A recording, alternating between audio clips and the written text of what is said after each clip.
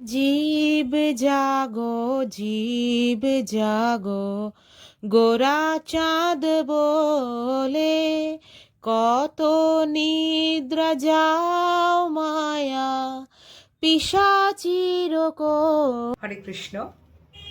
আমি সুশোভিতা গোপিকা দেবী দাসী, আবার একটা ছোট গল্পের সাথে। আজকের গল্পটার নাম হলো ইয়েস, নো, ভেরি গুড। এক গ্রাম্য ব্যক্তি কোনোভাবে কিছু ইংরেজি শব্দ শিখেছিল, ইয়েস, নো আর ভেরি গুড। কিন্তু সেই শব্দগুলো কোথায় প্রয়োগ করতে হয় আর তার মানেই বা কি, সেই সব কিছু শেখার চেষ্টাও সে করেনি। আর এসব শেখার পিছনে সময় নষ্ট করা বা পরিশ্রম করা কোনোটাই তার সমীচীন বলে মনে হয়নি।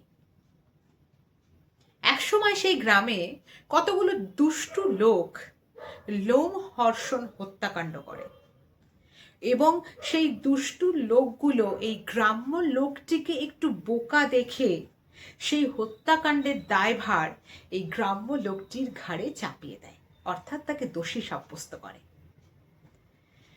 এই গ্রাম্য লোকটিকে বিচারকের সামনে নিয়ে এলে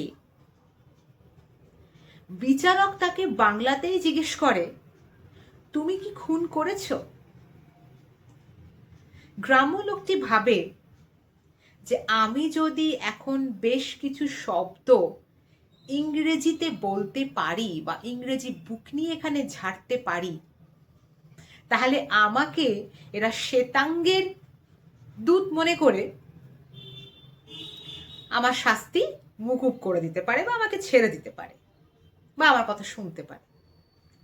এই ভেবে সে সেই বিচারকের প্রশ্নের উত্তরে বলে ইয়েস। তারপরে সেই বিচারক সেই গ্রাম্য লোকটিকে প্রশ্ন করে, তোমার সাথে কি আর কেউ ছিল? সে বলে নো। তারপরে সেই বিচারক জিজ্ঞেস করে, তাহলে তুমি খুনের দায়ভার স্বীকার করলে যখন, তাহলে তোমাকে তো এবারে জেলে যেতে হবে। এই প্রশ্ন শুনে সে ভাবে যে আমি এবারে আমার শেষ অস্ত্রটা ব্যবহার করব।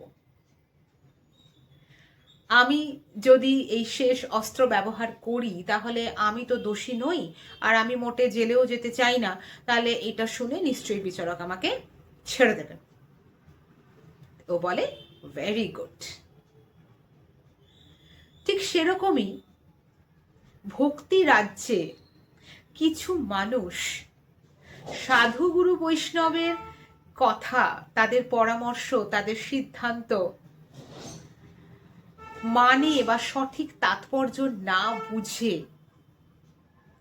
সেগুলো তোতা পাখির মতো আওড়াতে থাকে এবং তারা ভাবে এইটা করলে বোধহয় তারা সম্মান পাবে।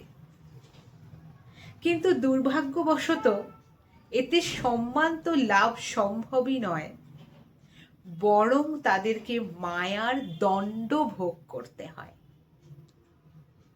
আর তাদের ঠিক অবস্থাটাও হয় এই গ্রাম্য লোকটির মতো।